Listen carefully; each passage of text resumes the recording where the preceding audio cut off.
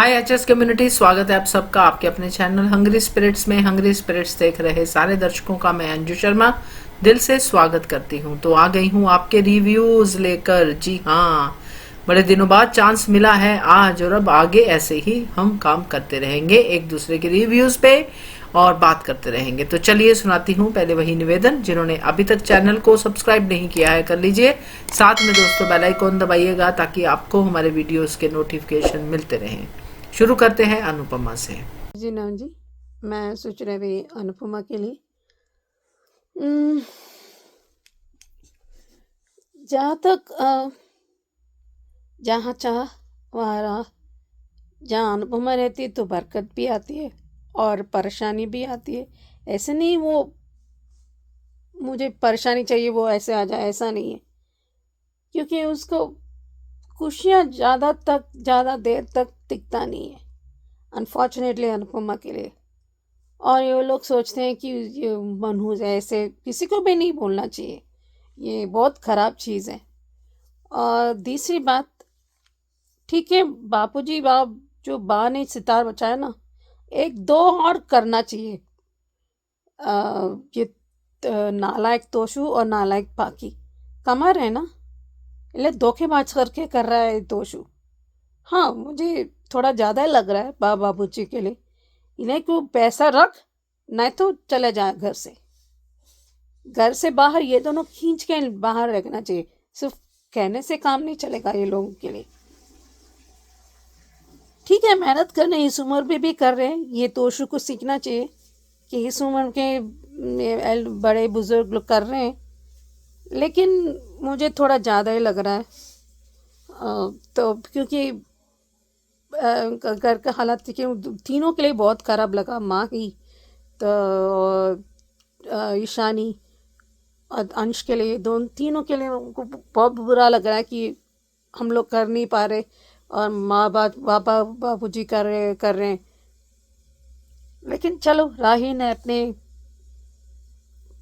उसको पसंद नहीं है अनुपमा के बारे में इतना बता रहे हैं, लेकिन बार बार आराम से मतलब कैशू खा रही है। सॉरी, मैं भूल गई कैशू हिंदी में क्या कहते हैं। ये क्यों नफरत करे अपनी माँ से, लेकिन पराग अपनी माँ से नफरत ना करे, ये क्यों भाई? इज्जत तुम्हें ठोके, आप जैसे बाहर में करो या यहाँ पर कर रहे हैं। चलो, प्रेम तो वहाँ पर थोड़ा सम्मान कर रहे हैं बाबूजी बाकी लोग के लिए। अनुपमा की वजह से, तेरी मम्मी की वजह से, सीरियसली तेरे बेवकूफ़ी की वजह से अपने घर टूट रहा है, अनुपमा की वजह से नहीं। और दूसरी बात, अनुपमा क्यों कब तक करते करे, पूरे जीवन करते रहे, अपने सपनों पे जीवन टू सम एक्सटेंट वो करते रहे हमेशा। तो अनुज भी कहता था कि अपने लिए भी थोड़ा सा जी, दूसरों भी तो करो, कोई बात नहीं, लगा अपने लिए भी दे क्योंकि she is a very good business woman.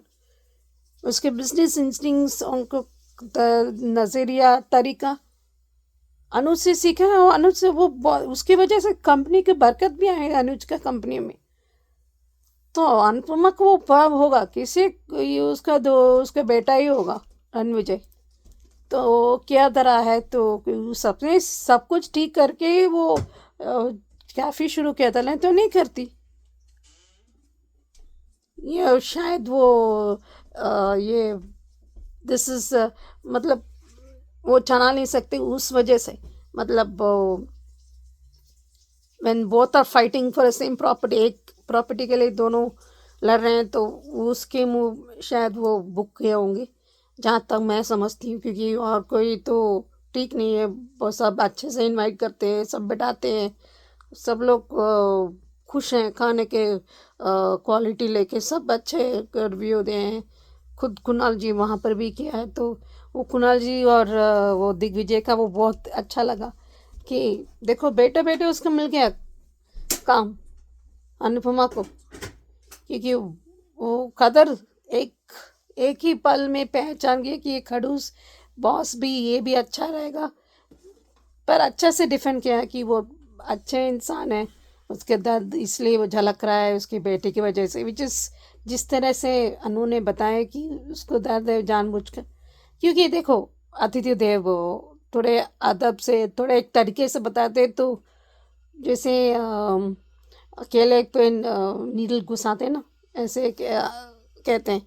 तो उसी तरह अनुपमा ने एक तरीके से बता दिया था, उसका एक तरीका है, पर बार बार बार बार चोट देती है। तो जब राही देने लगती है ना, तो वैसे भी गौतम कौन सा इज्जत खामा लेता है, छीन के करता है या बेईमानी करता है, वो क्या इज्जत बात करता है, खुद का कुछ है नहीं, कम इज्जत भी कमाना पड़ता है। उम्र होता है तो रेस्ट करते हैं, लेकिन इसका मतलब यही नहीं कि तो वो आत्मविश्वास आत्मनिर्भर से अनुपमा करती है। अब बाकी लोगों को भी उनको करवाती है।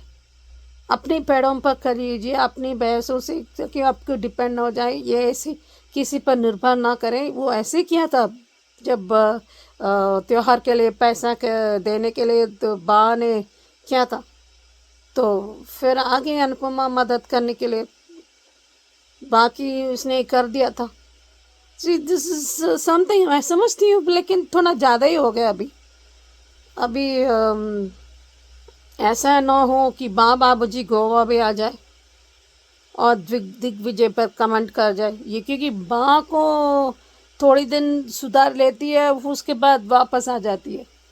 सो देखते हैं। मुझे कोई मोटी माँ को अकेले छोड़कर गौतम उसको बाहर निकालना चाहिए उसे, तभी मोटी माँ का अक्कड़ टूटेगी। वो एटीट्यूड दिखा रही ना अक्कड़ और अनुपमा पर बार बार, और भिखारी, ये खुद भिखारी होगी। हर लोग ऐसे हैं, तेरी तरह नहीं है मोटी बा, नालायक। देखते हैं आगे क्या होता है। हेलो अंजू जी, नवीन जी, नमस्ते सभी को। सुजाता का प्यार भरा नमस्ते। एपिसोड देखा, अच्छा था। हम तो आज जिस तरह से बापूजी और बा ने आके तोशू और पाखी के मुंह बंद किए ना, वो तो मज़ेदार था ही, बड़ा मज़ा आया। तोशू की तो सट्टी पिट्टी ही गुम हो गई जब बापूजी ने कहा कि, या बा ने जिस टाइम भी बोला कि अपना अपना बोरिया बिस्तरा समेटो और यहाँ से निकलो, हमें जैसी वो मतलब अब धरती पर बोझ नहीं चाहिए। कहने का मतलब एक तरीके से यही था उनका कि और क्यों वो सहे इनकी धौंस, कितनी बदतमीजी से तोशू बात कर रहा है, क्योंकि उस पर जो है ना गौतम का पूरा असर आ रखा है। रहने को तो ये माही का पति है, रहना भी लगता है वैसे, लेकिन ऐसा लगता है कि जैसे ये गौतम का दामाद हो।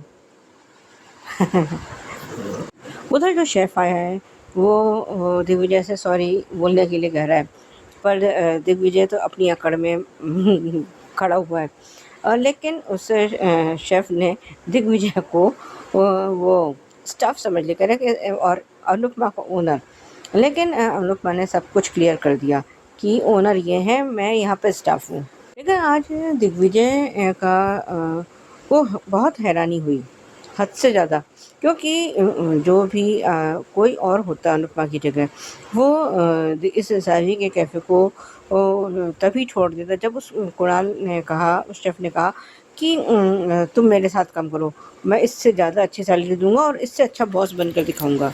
लेकिन जिस विनम्रता से उसने मना किया उसने अनुपमा ने, वो तो उसको क्या कहते हैं, दिग्विजय को हैरान करने के लिए काफ़ी था।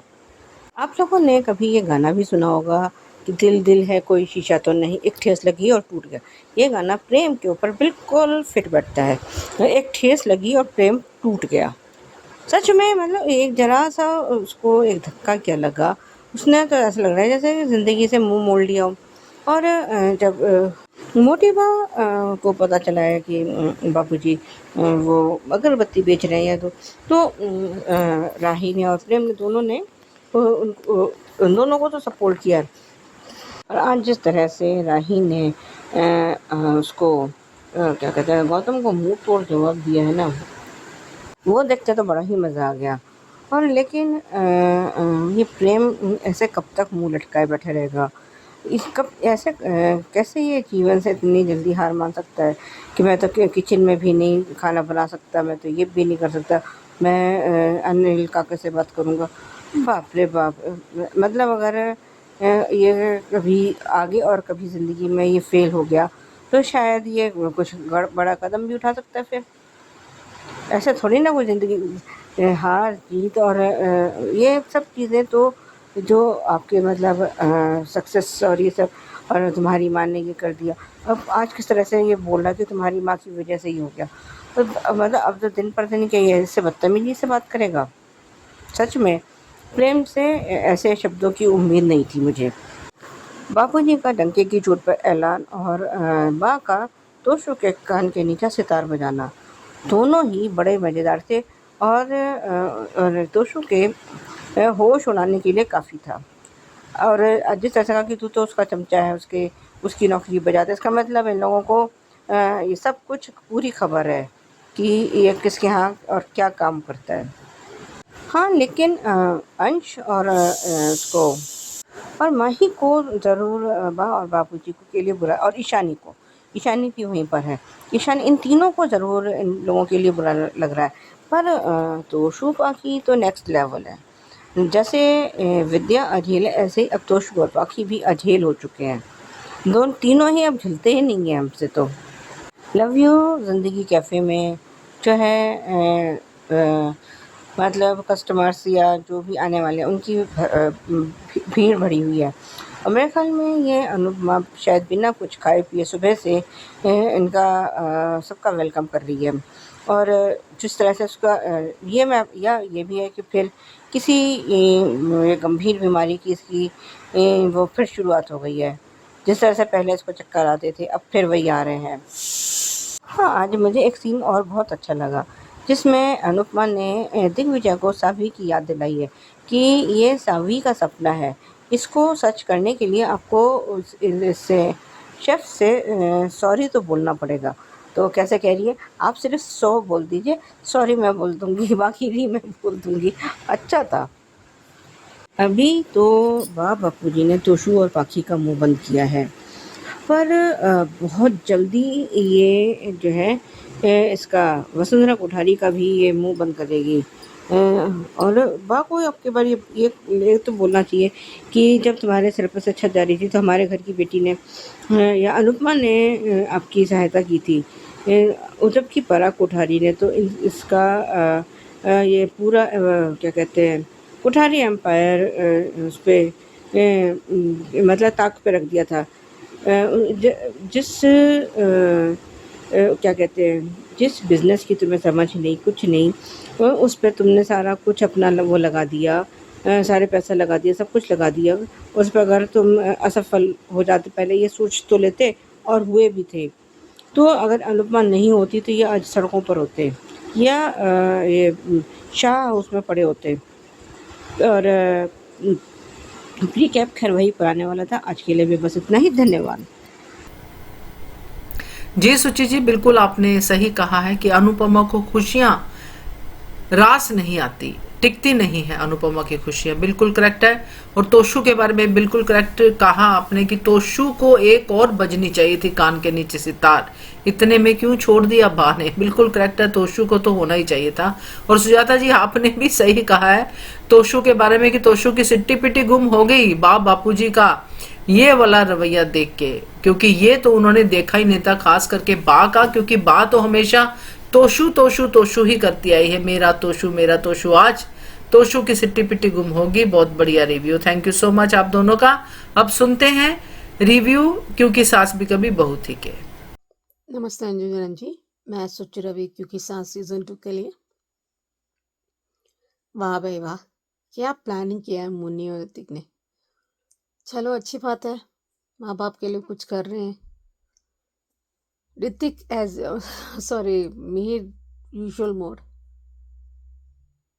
आई मीन नंदिनी गलत नहीं जा रही है, करण गलत जा रहा है। मुझे कहीं ना कहीं तानिया वो मुझे कुछ संदेह लग रहा था, अफेयर नहीं लेकिन पर वो गलत भी नहीं कर रहा हो। गलत एक तरह से। वो तान्या क्या जीवित हो गई क्या? मैंने सोचा तान्या मर गई थी। आई डोंट नो कुछ, पर जो कुछ करण कर रहा है वो गलत है। उसको नंदिनी से बात करना चाहिए, बताना चाहिए। ये चुप चुप कर मिलना, ये एक तरह से धोखा जैसा हो रहा है। लेकिन जब तक पूरी बात नहीं पता चलता तो उसके बेटा है तेरा, ये कैसे हो सकता है? लेकिन एक पल के लिए विश्वास करने का मन कर रहा है कि कहीं वो धोखा नहीं दे रहा, या तान्या फिर से, क्योंकि उस सीजन 1 में उसके निकाल दिया था तान्या को। तब तो क्योंकि उसने झूठ बोला ऐसे बहुत, कि प्यार करने लगी, उसका बच्चा हुआ मंथन, उसको साथ दिया था। फिर वापस नंदिनी आ गई तो उसको फिर से धोखेबाज करने लगी, उसको अंक नहीं दिखाए, बहुत कुछ उसने किया था।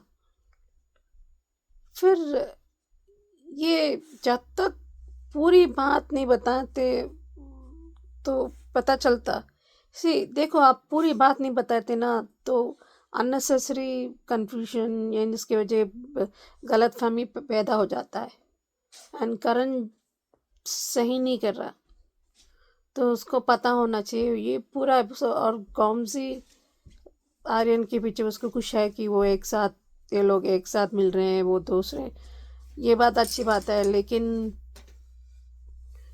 मुझे लगता है गॉमजी और तुलसी मिलके ये ठीक कर देंगे नंदिनी करण का विश्वास। लेकिन जिस बात पर इंसान पर विश्वास नहीं करते ना, तो फिर प्यार भी, सम्मान भी चला जाता है। तो विश्वास और सम्मान बहुत ज़रूरी है, और दोस्ती के हर रिश्ता होना ज़रूरी है। तो मैं बार बार कहती हूँ, तो ये लोग करण बताना चाहिए जो भी है, तभी कुछ मदद कर पे। ले देखो कितने टूट चुकी थी कि करण उसे धोखा दे रहा है, क्योंकि वो करण से बहुत प्यार करती है, करण भी करता है। लेकिन ये गलतफहमी शिकार, तेरा बेटा उसको पसंद नहीं होगा, क्यों नहीं वो अडॉप्ट करेगी? वो ज़रूर करेगी। लेकिन ये मुझे विश्वास नहीं होता वो धोखे कर रहा है। ये मुझे कहीं ना कहीं तान्या लगता है। अभी तक उसका पूरा मतलब उसका मुंह नहीं देखा, तो देखते हैं आगे क्या होता है। तो सुचि जी, थैंक यू सो मच आपके रिव्यू के लिए। और आपने कहा है कि मिहिर अच्छा लग रहा है, बिल्कुल करेक्ट है। और करण के बारे में भी आपने सही कहा है कि करण गलत जा रहा है, मगर फिर भी आपने एक चांस रखा है कि पूरा सच जान ले, क्योंकि करण ऐसा करेक्टर है नहीं, बट फिर भी पूरा सच जानने के बाद। और तानिया के ऊपर भी आपका शक है, बिल्कुल करेक्ट है। थैंक यू सो मच आपके रिव्यू के लिए। अब सुनते हैं ये रिश्ता क्या कहलाता है के रिव्यू। अंजलि नाम जी, मैं सोच रही थी ये रिश्ता क्या कहलाता है के लिए विद्या को तो मौका मिलना है, उसको अपनी गुनाहों को छुपाने के लिए अरबिया को और तोहमतें निकालना है, बेइज्जत करना है। तुम नालायक, कौन सी माँ तू? अच्छी माँ का क्या डेफिनेशन है विद्या जी? अगर अच्छा इंसान होता है ना तो बाकी रिश्ते में भी उतना कम ही नहीं हो जाता। लेकिन जब इंसान कहने के भी लायक नहीं है तो माँ क्या या पत्नी क्या, इसको कोई हक नहीं है किसी पर बोलने के लिए। दादी साहब समझती है, तानिया समझती है, दिशा समझती है, आर्यन समझते हैं। और ये दादी बुआ क्या क्या हुआ मुझे समझ में नहीं आ रहा। चाची साहब तो थोड़ा थोड़ा अपने ओरिजिनल में आ रही है, लेकिन अभी उसे, मुझे उनको क्यूटी बोलने में मुझे मन नहीं कर रहा, तो वो भी ताली की बैंगन बन चुकी है। लेकिन काजल, इतने सब होने के बाद काजल क्यों चुप है? मुहूर्त देख रही क्या? उसको कैसे भी तरह अरमान और अबीरा को बताना था कि उनको हिम्मत बढ़े, ताकि वो अबीर मायरा का जीत जाए केस। ये हॉस्टल में ही मिलेगा मुझे लगता है। अभी सब सहेली अनुपमा और बाकी लोग ने उसके हिम्मत बढ़ाई है, लेकिन क्या है ना, इतना आसान नहीं होता, क्योंकि बहुत दिन के बाद कभी कभी रस्ट हो जाता है। लेकिन जो सच्चाई का रास्ता, सही कहा दादी सा ने, सच्चाई से भले ही मुश्किल में होगे, लेकिन आपके आत्मविश्वास वापस आएंगे। आपको गिल्ट में नहीं होगा कि हमने कुछ किया है। वो बचाने की कोशिश की, वो खुद ही फिसले गिर गई और वो मारने वाली थी वो। तो सो एंड वो भी चला जाएगा, और अपने विश्वास के साथ अपने स्कूल में एक काम कर सकती थी। क्योंकि ये जो बार बार स्कूल बदले, वो सब विद्या जी की वजह से। इतने दादी होती है, नानी होती है, बुजुर्ग होते हैं, मुझे अच्छी चीज सिखाने के लिए, नहीं तो गलत फहमी पैदा करने के लिए नहीं। अभी देखते हैं कैसे कर पाते हैं। हेलो अंजू जी, नवीन जी, नमस्ते। सभी को सुजाता का प्यार भरा नमस्ते। ये रिश्ता के लिए एपिसोड देखा, ठीक था। और आज जिस तरह से ये मित्तल अरमान को इशारा करके गया है कि मैं तुम्हें देख लूँगा, या जो भी था वो मतलब अरमान का खून खौलाने के लिए काफ़ी था। लेकिन फिर भी उसने अपने आप को कंट्रोल किया। मायरा अभी थोड़ी शॉक की स्थिति में है, क्योंकि मित्तल ने उसको जो है अभीरा को कोर्ट तक पहुंचने नहीं दिया है। उधर जब अभीरा दादी सा के गले लग के रोई है, पर विद्या तो विद्या ही रहेगी। वो ना बदली थी, ना बदली है, ना कभी बदलेगी। अब तो वो झेली ही नहीं जाती। जिसका एक शब्द है, खाली एक ही शब्द है, जैसे कहना चाहिए अझेल, जो बिल्कुल जिसको झेला ही ना जा सके। और कि तूने मायरा को ये कर दिया, और तू तो ऐसी है, जो जो उसने मतलब अपशब्द। और ये भैया माधव जी के क्या अपने हाथों में चूड़ियाँ पहने बैठे रहते हैं कि एक झन्नाटेदार चांटा लगाएं? वैसे तो पुलिस वाले हैं, क्यों इतनी बकवास सुनते रहते हैं? एक बार में इसका मुंह तो बंद कर दें। पर नया विद्या विद्या विद्या विद्या विद्या ही करते रहते हैं बस। वो तो सच में मतलब कभी कभी मुझे ऐसा लगता है कि वो मतलब पुलिस में थे भी या नहीं थे, क्या था वो? मुझे तो नहीं समझ में आ रहा कि वो पुलिस की नौकरी करने वालों की अगर बीवी उसके सिर पर चढ़ के कूद रही है, तो भैया फिर तो अपराधी भी इनके सर पर चढ़ के कूदते होंगे, क्योंकि उनकी आवाज़ विद्या का आगे तो निकलती नहीं है। आज दादी सा का और तान्या का जो कन्वर्सेशन था वो बहुत अच्छा था। तो जब वो दादी सा ने कहा है कि मायरा को अभीरा जो है बिल्कुल सही तरीके से निकाल दिया। सच के साथ थोड़ा रहता तो है, भाई सच का रास्ता थोड़ा मुश्किल तो ज़रूर होता है, पर वो उसको खाली उससे नहीं बल्कि पूरे इल्ज़ाम के साथ से उससे बरी करवाएगी। वो अभी उसको बेल मिल भी जाती तो अब ये क्या कहते हैं, मायरा सारी ज़िंदगी इस दाग के साथ जीती रहती कि उसके हाथों एक खून हुआ है। मायरा रिमांड होम से भागने की तैयारी कर रही है, पर उसको जो है कुछ याद आया है कि अभीरा का जो भी उसे याद आया, और अरमान भी वही है जहाँ अभीरा है, और मुक्ति भी अरमान ने जो सपना देखा है कि अभीरा के हाथ से रस्सी छूट गई है या मायरा का, तो हो सकता है कि अब इसका बिल्कुल उलट हो जाएगा। और जिस तरह से वो ये क्या कहते हैं, विद्या मुंह बना बना के बातें करती है, सच में अब जो है इसका एक्सपोज होना मतलब जल्दी होना बहुत ज़रूरी है। जितनी जल्दी अभी एक्सपोज होगी ना, उतना ही अच्छा रहेगा।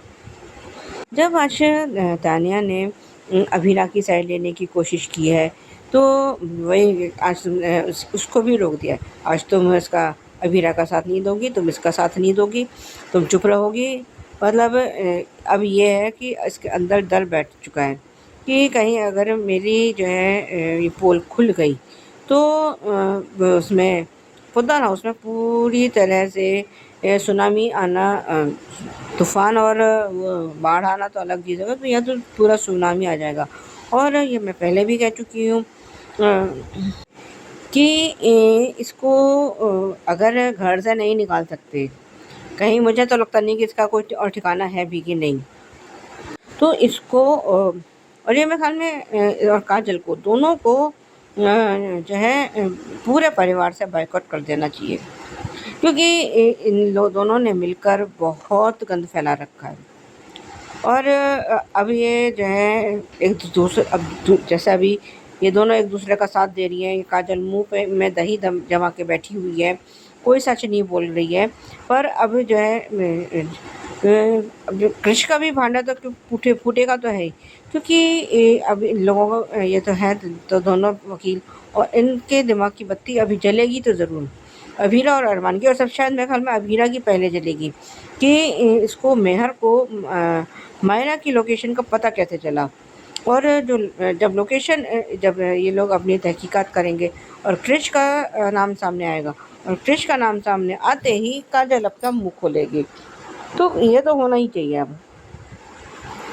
और अब इन दोनों को घर से अलग करके अलग ही बिल्कुल जो इनका आउट हाउस है वहाँ या कहीं और किसी घर में इनको शिफ्ट कर दें। अब दोनों एक दूसरे का कुत्ते बिल्ली की तरह सिर नोचें, बाल नोचें, एक दूसरे के थप्पड़ मारें, जो भी चाहे करें, वो अब इनकी मर्जी है। और प्रीकैप खैर वही पुराने वाला था। आज के लिए भी बस इतना ही, धन्यवाद। करेक्ट सुची जी, आपने कहा है कि मीनू चाची थोड़ी बदल तो रही है, पहले जैसी हो रही है, मगर फिर भी अभी मन नहीं कर रहा उसको क्यूटी कहने का। बिल्कुल करेक्ट है, और बाकी सब सही है। और मीनू चाची के लिए तो थाली का बैंगन ही समझ में आ रही है, आपने भी कहा, मैंने भी कहा है अपने वीडियोस में। तो देखते हैं आगे क्या होता है। और विद्या के बारे में तो क्या ही कहें, क्योंकि सुजाता जी ने बहुत कुछ कहा है विद्या के बारे में। विद्या विद्या विद्या माधव के बारे में जो कहा है सुजाता जी ने कि माधव विद्या विद्या विद्या ही करता रहता है, बहुत सही कहा सुजाता जी। और झेला नहीं जाता है, ये कहना है सुजाता जी का विद्या को अब बिल्कुल भी। और इतनी बकवास कर रही है विद्या, तो उसकी बकवास को क्यों सुनता है ये माधव, एक पुलिस वाला है। आपकी बातें सारी सही है विद्या को लेकर सुजाता जी, थैंक यू सो मच। तो ये थे दोस्तों आज के आपके रिव्यूज, कैसे लगे आपको, और बाकी सबको जिन्होंने सुने तो जरूर बताइएगा। देखते रहिए channel hungry spirits. Thank you so much. Subscribe to our channel by clicking the subscribe button. Click the bell button and enjoy the latest uploads from our channel.